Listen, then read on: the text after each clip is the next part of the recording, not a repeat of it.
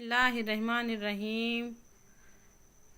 شروع اللہ کا نام لے کر جو بڑا مہربان نہایت رحم کرنے والا ہے۔ تمام تعریفیں اس اللہ عز و جل کے لیے لائق و زیبہ ہے جو سارے جہاں کا بنانے والا اور اس کو پالنے والا ہے، اور درود و سلام ہو اس کے آخری نبی حضرت محمد مصطفیٰ صلی اللہ علیہ وسلم پر۔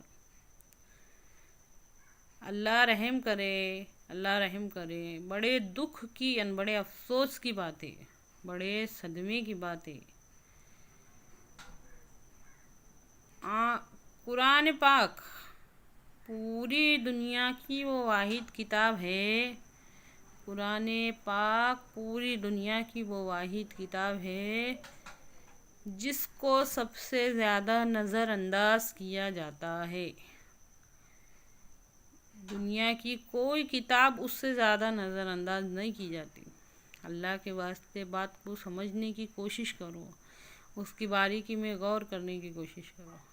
قرآن پاک وہ واحد کتاب ہے جس کو سب سے زیادہ نظر انداز کیا جاتا، اور پورے 72 فرقوں کا سب کا اس بات کے اوپر اتفاق ہے، سب کا ماننا یہ ہے کہ وہ اللہ کا کلام ہے۔ ہر کوئی مانتا ہے اس بات کو، لیکن غور کرو اس بات کے اوپر۔ نزول قرآن میں جب قرآن نازل ہو رہا تھا تو سب سے پہلے اس کے اندر آخرت کی آیت آئی لیے۔ کبھی سمجھو آخرت آخرت آخرت، جہنم جہنمیوں کے ساتھ کیا ہوگا، سب آخرت کے بارے میں آیت آئی لیے۔ سوچ کے دیکھو، ہر طرف نظر کر کے دیکھو، اور خود ہماری زندگیوں میں نظر کر کے دیکھو کہ یہ بات کو ہم نظر انداز کر رہے ہیں یا ہماری زندگی میں اس کا کچھ اثر ہے۔ غور کر کے دیکھو، بات کو سمجھنے کے واسطے غور کر کے دیکھو، ہر طرف نظر کر کے دیکھو، ہر طرف۔ یہ آخرت کی آیت ہے، اللہ رب العزت نے اس کے اندر کتنی آخرت کی آیت ہے، پر اس کا کچھ اثر ہماری زندگیوں میں، اس کے ڈر کا کچھ اثر نظر آ رہا کہ نہیں نظر آ رہا۔ بات سمجھنے کے واسطے خالی ہمارا غور کرنا ہی کافی ہو جائے گا۔ نظر انداز کیا جاتا قرآن کو، اس کی ہدایت سے ہدایت نہیں لی جاتی، اس کی نصیحت سے نصیحت نہیں لی جاتی۔ ہدایت کہتے ہیں سیدھے راستے کی سمجھ کو، سیدھے راستے کی سمجھ کو ہدایت کہتے ہیں، اور نصیحت کہتے ہیں جوڑنے کو۔ درزی کیا کرتا، کپڑے کو کپڑے سے جوڑتا، کپڑے کو کپڑے سے جوڑتا ٹیلر، اور نصیحت والی جو آیت رہتی نا، نصیحت جو رہتی نا، وہ اللہ کے بندوں کو اللہ سے جوڑتی۔ قرآن پاک میں وہ اللہ کے بندوں کو اللہ سے جوڑنے کے واسطے رہتی۔ ہے اس کا کچھ اثر، ہے اس کا کچھ اثر، سوچ کے دیکھو۔ سمجھنے کے واسطے صرف ہمارا غور فکر کرنا کافی ہو جائے گا، تو ہمارے سمجھ میں بات آ جائے گی کہ آج قرآن پاک کو کتنا نظر انداز کیا جا رہا۔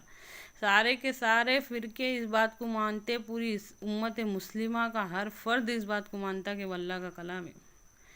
اور زندگیوں میں اثر دیکھو، آج کوئی شہر، کوئی گاؤں، کوئی گلی، کوئی محلہ، کوئی ایسی جگہ نہیں ہے جہاں پہ بے دینی نہیں ہے، جہاں پہ بے دینی نہیں ہے، جہاں پہ ظلم نہیں ہے، جہاں پہ بے رحمی نہیں ہے، جہاں پہ ناانصافی نہیں ہے، جہاں پہ چوری ماری نہیں ہے، جہاں پہ سود خوری نہیں ہے، جہاں پہ یہ سب نہیں ہے۔ سوچ کے دیکھو، اثر نظر آ رہا۔ قرآن پاک اللہ کا کلام ہے، ہر کوئی مانتا، لیکن سب سے زیادہ وہ واحد کتاب ہے جو نظر انداز کی جا رہی۔ یا تو پھر اس کو نظر انداز چھوٹا لفظ رہے گا، پھر یا پھر یہ بولنا پڑے گا کہ یقین نہیں ہے۔ قرآن کا سب سے پہلا حق یہ ہے کہ اس پر ایمان لایا جائے۔ قرآن کا سب سے پہلا حق یہ ہے کہ اس پر ایمان لایا جائے۔ اللہ کے واسطے بات پر غور و فکر کرو، غور و فکر کرو، یہ سب کیا ہو رہا۔ نہ اس کے جڑانے سے جڑ رہے، نہ اس کی ہدایت سے سیدھے راستے کی ہدایت حاصل کر رہے۔ سمجھو، قرآن کا سب سے پہلا حق یہ ہے کہ اس پر ایمان لایا جائے۔ یہ چھوٹا موٹا مسئلہ نہیں رہتا، یہ ہماری آنے والی نسلوں کا، ہمارے خود کا، ہر کسی کی ہدایت کا معاملہ ہے، سیدھے راستے کی سمجھ کا معاملہ ہے، نجات کا معاملہ ہے، راہ نجات کا معاملہ ہے، آخرت کا معاملہ ہے۔ اے اللہ کہنے سننے سے زیادہ عمل کی توفیق دے، غور و فکر کرنے کی توفیق دے، اللہ ہم کو نیکیوں کو قائم کرنے کی، نیکیوں کو آگے بڑھانے کی توفیق دے، اے اللہ ہم کو برائی سے خود بچنے کی اور دوسروں کو بچانے کی توفیق دے، آمین ثم آمین۔